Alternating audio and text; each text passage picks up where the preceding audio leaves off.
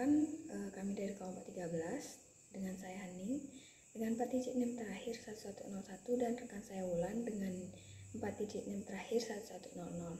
Di sini kami sebelumnya mendapatkan materi evaluasi pembelajaran, dan pada kesempatan kali ini kami akan menjelaskan mengenai dua jenis evaluasi pembelajaran dan juga penerapannya secara real pada proses belajar mengajar. Namun sebelum itu, izinkan saya untuk menyinggung sedikit mengenai dua jenis evaluasi pembelajaran tersebut. Baik, jadi dua jenis evaluasi pembelajaran yang akan kami bahas yaitu evaluasi secara formatif dan juga sumatif. Evaluasi secara formatif merupakan evaluasi yang dapat dilaksanakan seiring dengan jalannya proses pembelajaran, dan evaluasi sumatif merupakan evaluasi tahap akhir yang biasanya dilaksanakan setelah pembelajaran berakhir. Nah, selama ini mungkin kita melakukan evaluasi hanya dengan pemberian tugas maupun ulangan. Namun sebenarnya masih ada banyak cara yang dapat kita ambil yang lebih adil bagi peserta didik dan juga memudahkan dalam proses penilaian.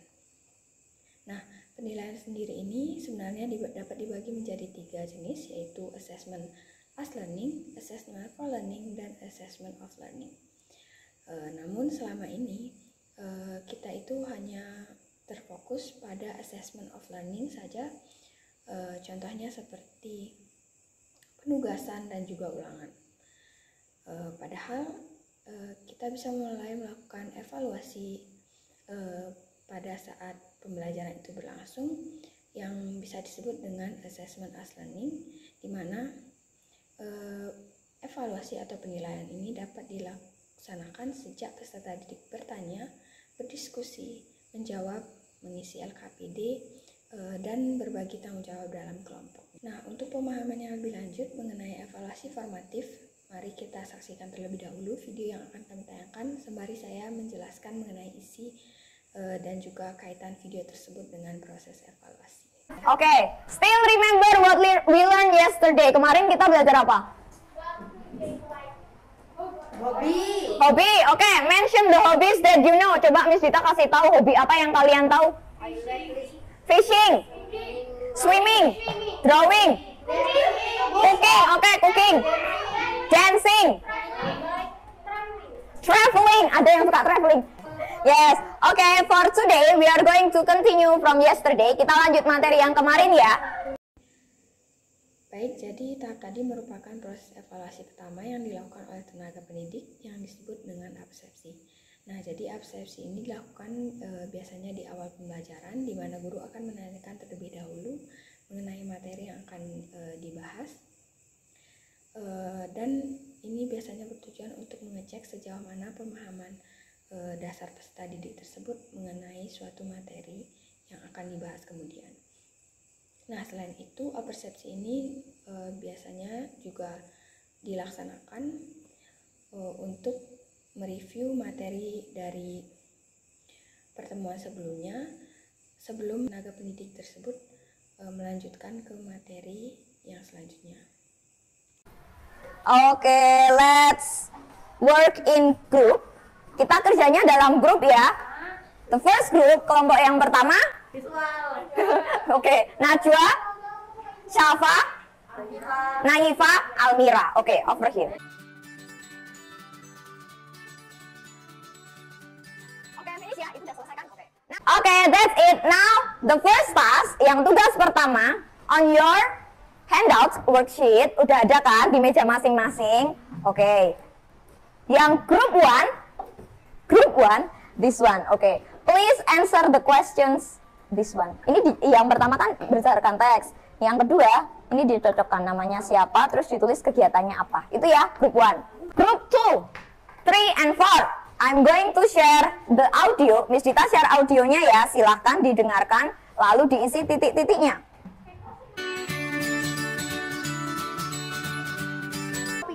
Based on the text ya. Udah selesai. Lepas. Berarti ini shopping. She likes doing ballet and reading gitu. Iya.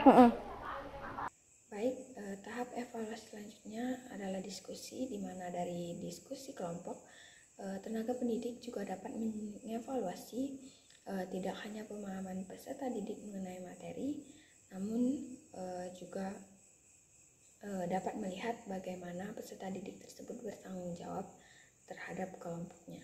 Pada sesi diskusi juga biasanya akan dilaksanakan sesi tanya jawab, di mana ini bisa menjadi celah untuk tenaga pendidik untuk menilai sejauh mana peserta didik tersebut menguasai materi dan juga dapat mengecek keaktifan dari peserta didik tersebut.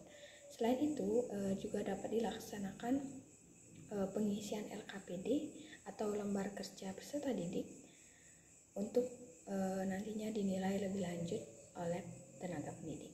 Baik, selanjutnya merupakan tahap evaluasi terakhir, yaitu review materi atau bisa disebut juga dengan refleksi, di mana ini termasuk ke dalam jenis evaluasi sumatif yang akan dijelaskan lebih lanjut oleh Wulan setelah penayangan video berikut.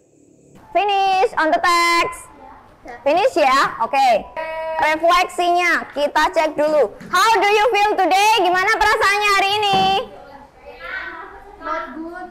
You don't like working in groups. Kamu biasanya nggak kelompokan sama ini kan, Livi? Kita coba bekerja sama grup yang lain. Oke. And then the second one, what did you learn? Hari ini kita belajar apa sih? Inggris. Iya, belajarnya tentang apa kita? Tentang Hobbies. Hobbies and also interest. Kita tutup sekalian deh kayak gini, nggak apa-apa ya. Oke, see you next week. Nah, sebelum kita bahas tentang video refleksi tadi, ada baiknya kita mengetahui terlebih dahulu tentang apa sih itu penilaian sumatif. Jadi, penilaian sumatif itu adalah penilaian yang dilakukan untuk memastikan ketercapaian keseluruhan tujuan pembelajaran. Nah, penilaian sumatif ini dilakukan pada akhir proses pembelajaran atau dapat juga dilakukan sekaligus untuk 2 atau lebih tujuan pembelajaran sesuai dengan pertimbangan pendidik dan kebijakan satuan pendidikan. Nah, berbeda dengan penilaian formatif, penilaian sumatif ini menjadi bagian dari perhitungan penilaian di akhir semester, akhir tahun ajaran, dan atau akhir jenjang. Jadi, penilaian sumatif ini akan diperhitungkan dalam proses penilaian semester akhir tahun ajaran atau akhir jenjang. Nah, terkait dengan video contoh dari penilaian sumatif tadi, yaitu tentang refleksi, yang artinya mereview materi, yang dimana ini prosesnya menanyakan kepada peserta didik apa saja yang sudah mereka pelajari saat pembelajaran. Kemudian kita memberi pertanyaan, kemudian pendidik memberi pertanyaan yang berkaitan dengan materi kepada peserta didik, dan kemudian harus dijawab secara langsung oleh peserta didik. Sehingga akan dengan mudah kita mengetahui sejauh mana peserta didik tersebut dapat menangkap pembelajaran yang telah berlangsung, dan apakah pembelajaran yang telah dilakukan sudah mampu memenuhi tujuan pembelajaran yang sudah disebutkan di awal pertemuan. Nah, selain dari refleksi tadi, contoh dari penilaian sumatif itu terdapat juga ulangan umum, lalu memberikan esai kepada peserta didik, membuat jurnal, membuat produk, praktik, membuat proyek ataupun memberikan penugasan, membuat drama, dan juga memberikan tes lisan. Nah, berikut kami juga akan menayangkan satu contoh video lagi dari evaluasi sumatif, yaitu tentang ulangan umum. Tujuan dari ulangan umum ini adalah sebagai dasar penentuan peserta didik, sebagai dasar penentuan kenaikan kelas dari peserta didik ataupun kelulusannya dari satuan pendidikan. Nah, selain itu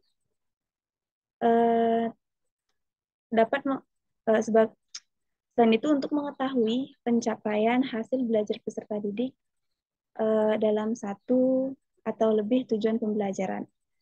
Selain itu juga hasil dari ulangan umum tersebut dapat menentukan kelanjutan proses belajar siswa di kelas ataupun di jenjang berikutnya, dan juga memastikan ketercapaian seluruh dari tujuan pembelajaran. Nah, terkait dari penjelasan materi kami tadi, dapat kami simpulkan bahwa pengaplikasian cara evaluasi itu tidak harus dengan tugas ataupun ulangan saja, namun juga dapat dilaksanakan pada saat proses pembelajaran berlangsung, agar tidak terfokus pada assessment of learning saja. Namun juga bisa sambil menerapkan assessment as learning seperti diskusi dan assessment for learning seperti membuat project. Nah, sekian dari presentasi dari kami dan terima kasih atas perhatian kalian semua.